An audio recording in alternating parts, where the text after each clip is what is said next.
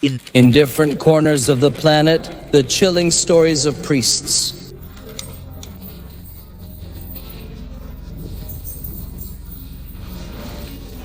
In different corners of the planet, the chilling stories of Catholic priests who desecrate children shake humanity. These predators lurk under the same sacred cover that should protect them. Among the guilty are bishops and cardinals, figures who, in theory, should represent the most sacred of the faiths. Even in the Vatican itself, the epicenter of the Catholic faith, whispers of these perverse acts do not escape. Elvin Taveras, who declared himself innocent in the video, unfortunately, was not an exception. And it all started with what seemed to be a friendship with a young man of just 16 years old. However, behind the facade of friendship, dark secrets were hidden in the life of the young altar boy. Between him and the 41-year-old priest who regularly gave him money, a dark relationship was developing from which there was no escape. No one was aware of this, and the priest was determined to keep it locked away at all costs. But what did the priest do to Elvin Taveras? Well, when Fernelli's relatives discovered the truth, it was already too late. But let me tell you about it in today's video. Fernelli Carrion Sabignon was a calm young man who liked to dance hip-hop and led an artistic group with which he performed. He was in his second year of high school while living at times in his grandmother's house and others in his mother's house. These were not his only hobbies. Fernelli was also an altar boy at Our Lady of Fatima Parish. The young man, just 16 years old, had a good relationship with the priest Elvin Taveras. Oh, that's what everyone believed, and no one suspected what was really happening behind closed doors. That the priest filled his eyes, that he gave him money, and that the priest became jealous because he posted a photo on Facebook. That the father says that it means that he knew what was happening. He knew what was happening. And that was a minor. But they're going to tell me that nobody knew anything there. Since childhood, being the seventh of two brothers, Elvin Taveras would have been a very calm, obedient, studious, innocent, loving, and attentive child. In his youth, he only dedicated himself to studying. Unlike other youth, he didn't go dancing or cause trouble for his parents. He was a proper young man without any kind of malice and who had never been involved in any problem. According to his relatives, thank God. But apparently, all that appearance of a prodigy son that any father would want to have was simply a facade. His parents' pride swelled even more when, as a child, he showed his love for the church and God and asked them to buy him a Bible. His mother and his father, who died when he was young, supported his decision. They knew that the best thing for him was to dedicate himself to the church and stay away from the street with its bad influences. So it was that over the years, his love for God only increased and increased until at his 20s, he began his studies to become a priest. The years thus passed without many problems. Elvin gave 100% of his life to God, but neither his love for him nor his total dedication to the church would prevent him from becoming a pervert under the watchful eye of his creator. No one knew what was happening in the priest's private life except for one of his brothers to whom he confessed that an altar boy was tormenting him, attacking and pressuring him to do improper things. While it was a worrying statement, his brother did not give much importance to that confession. So looking back, the man regretted not taking that information seriously. If he had acted in time, he would obviously have asked the church to transfer him to get away from the alleged extortionist sent by the devil. What he didn't know was that the real demon was his own brother, his own flesh and blood. The residents describe him as a good person, a good advisor, and someone who never showed strange behavior. It all occurred on August 5th, 2017. That morning, the young altar boy had arrived at his mother's residence located in the municipality of North Santo Domingo in the Dominican Republic, where some of his siblings were also. During the time he was with his family, everything seemed normal. They chatted, laughed, and caught up until Fernelli heard a car horn at the door and left his house. It was 8:30 in the morning when a taxi parked at the door of his home. The young man got on board without telling his parents where he was going. That would be the last time they would see him alive. He asked the driver to take him to the Inamosa development about 40 minutes from his home. When they arrived Fernelli, he asked the man to wait a moment. He got out of the car and knocked on a black gate. At that moment, the driver saw how the city's priest, Elvin Taveras Durán, appeared with sunglasses and a tense expression, handing over about 300 pesos to the young man to pay for the trip. The priest's appearance obviously disturbed the driver. Many in the town found it disturbing that he always wore sunglasses, as if he wanted to hide something, and communicated with no one else but minors. He officiated masses at the Nuestra Señora de Fátima San Pio chapels and the Santa Cecilia parish in the Rosales del Tamarindo, Santo Domingo Este. However, the driver didn't say anything when he received the payment for his trip from Fernelli and quickly left there without knowing that he would be the last to see him alive. It turned out that the 41-year-old priest and his underage altar boy had a disturbing relationship behind the church doors that no one knew about until it was too late. The victim had served as an altar boy in this temple, but it turned out that the priest did not belong to this church, although he had officiated there 3 masses because the official clergyman had been out of the country. His real parish was St. Cecilia. The short time that the religious man was in that community, he had behaved with respect, and according to the faithful, he was wonderful at giving mass. However, the alleged relationship became complicated when the young man started posting pictures on social media with his new girlfriend. This had unleashed dark and dangerous jealousy in the older man that would lead him to plan a heinous crime he was about to commit. His plan was to confront Fernelli, so they both agreed to meet that morning at the parish of Santa Cecilia. When the teenager then arrived, they both entered the place. They quickly started a discussion full of possessive claims that escalated rapidly and ended in the worst way. The priest took a hammer and struck him A strong blow to the head of the young man, causing him to lose his life at that very moment. Without wasting any time, the perpetrator, having tied up his victim's hands and feet, wrapped him in a blanket along with his belongings and loaded him into the back of his car. From there, after making sure there were no unwanted eyes, he drove to some bushes where he threw him out as if he were a bag of trash and prayed inwardly that God be with him. On his side. That he wouldn't be discovered. Then, returning to the scene of the crime, he cleaned the entire place until the stains of what he had done disappeared, and he continued with his life as if nothing had happened, as if he hadn't taken the life of a boy. The next day, with total and sinister normality, he called his brother around 10 in the morning and they had a normal conversation. Then, half an hour later, he arrived at his home, drank coffee, ate, and continued with the conversation without knowing that this pervert, this criminal, apart from being smiling and calm, was a ruthless bully, a ruthless killer. After catching up with his brother, he gave a mass in front of the gaze of thousands of believers who trusted in him and who nodded their heads and said amen to all his prayers about loving one's neighbor and doing good in the world.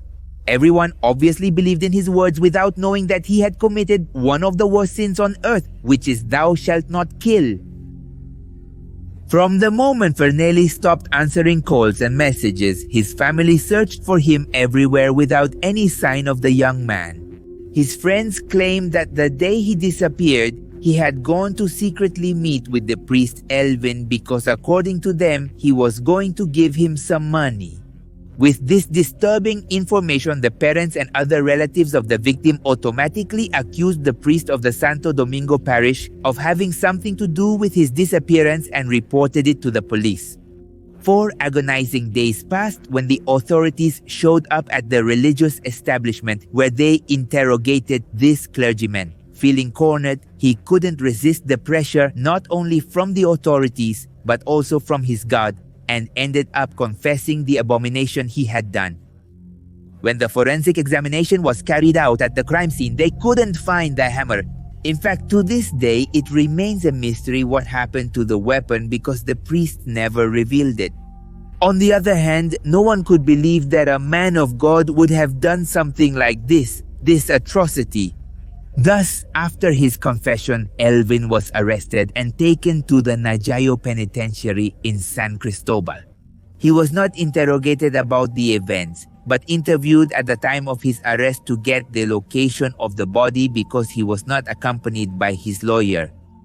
We await the response from the public ministry and the investigative departments handling the case. That's why we want to wait, because somewhere is the corpse and it has to appear and they have to deliver it to the relatives.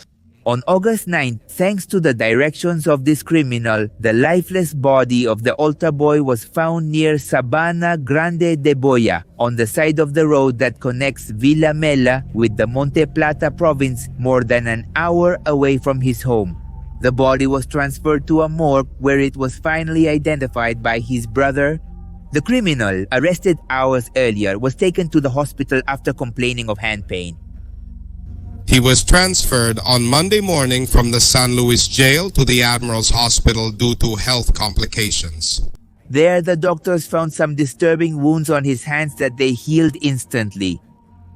It turned out that they were bites made by a person.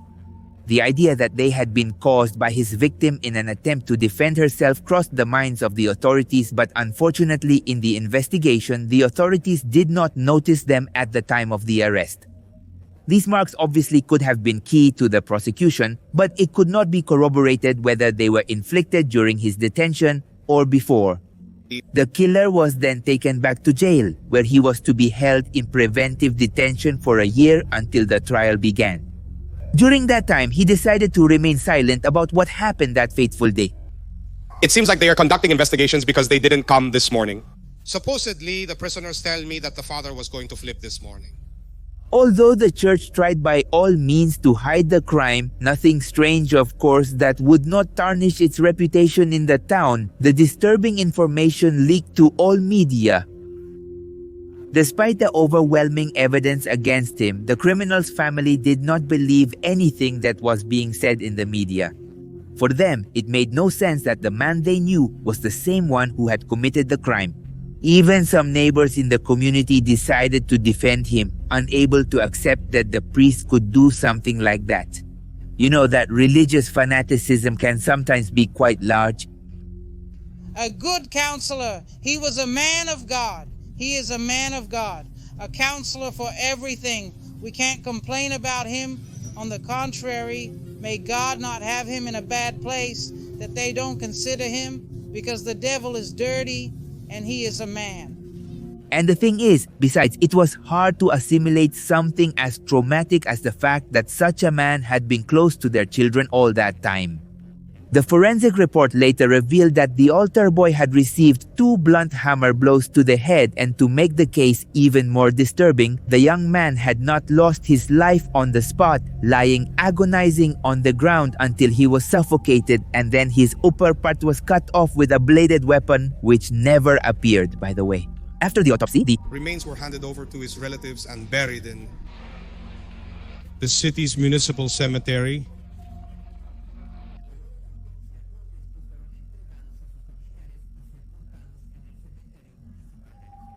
The burial took place with the attendance of dozens of people, relatives, church friends, school, and neighborhood, many of whom loudly demanded justice. There were even friends of the deceased who threw beer at the coffin as a farewell. What has the church done? The Archdiocese of Santo Domingo has arranged for the suspension of the Priest's ministerial duties. The crime of the young altar boy at the hands of a churchman quickly caused uproar and indignation. When these cases happen, it's very painful for the church, for the country, and for everyone, because it's not expected that a priest could react in that way. So I believe it's something that we should all be feeling pained about. The Archdiocese of Santo Domingo publicly announced the suspension of priest Elvin Tavera Durán as soon as the crime became public.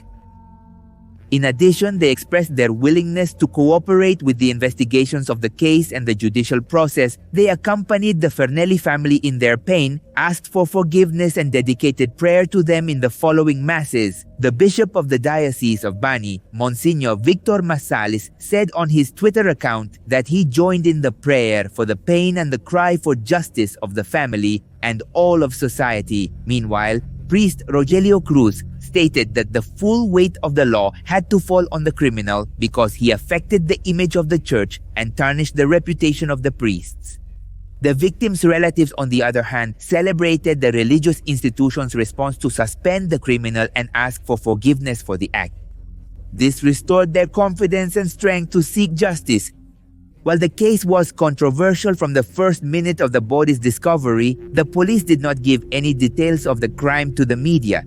This silence was obviously disconcerting both for the victim's family and for the community that was horrified by the case. Offered his activities, he gave his mass. They expressed there that they are at least surprised by the terrible murder committed by this priest. All of this started after a suspicious visit made by a commission of bishops to the police institution.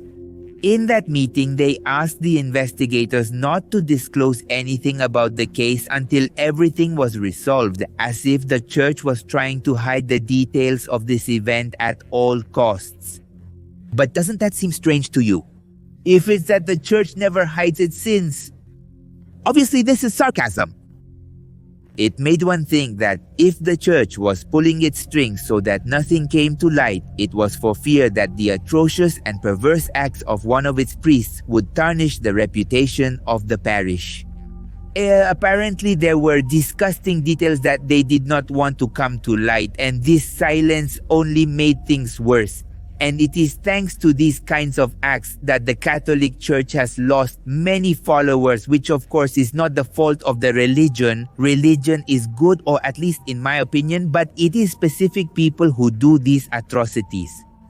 But, well, the crime was a hard blow to the religion, as I tell you, the Catholic religion. In the Latin American country, in Mass, they asked the attendees not to stray from the path and to focus on Jesus to overcome the temptations of the devil.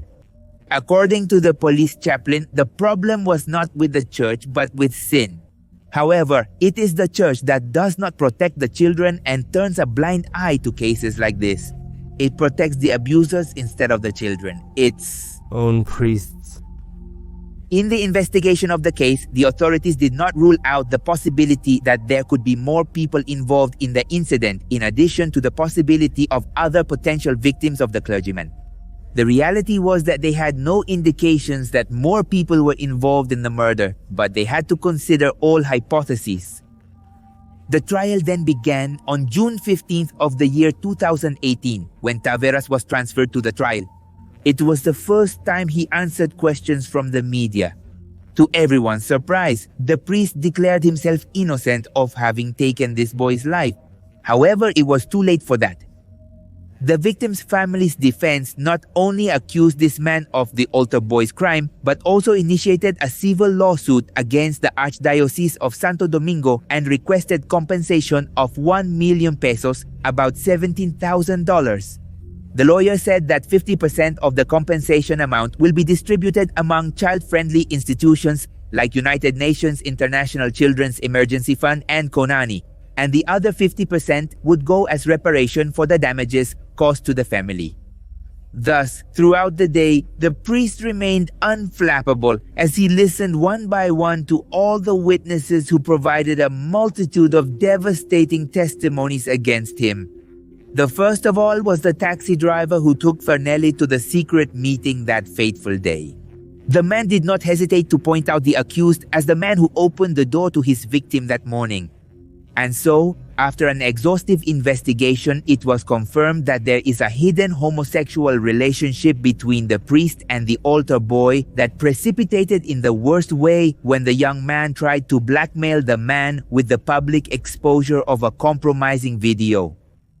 He had held a discussion last Friday because he had demanded an amount of around 4,000 pesos to supposedly unlock a cell phone, a situation that led him to hit him on the head with a hammer and then stab him. In exchange for his silence and discretion, he would have asked for a certain amount of money on a regular basis. But on the other hand, in the face of this revelation, obviously the victim's family members were horrified. The altar boy's mother regretted having trusted this so-called religious man, and for allowing him to enter their homes on several occasions with a smile that clearly was the smile of a demon.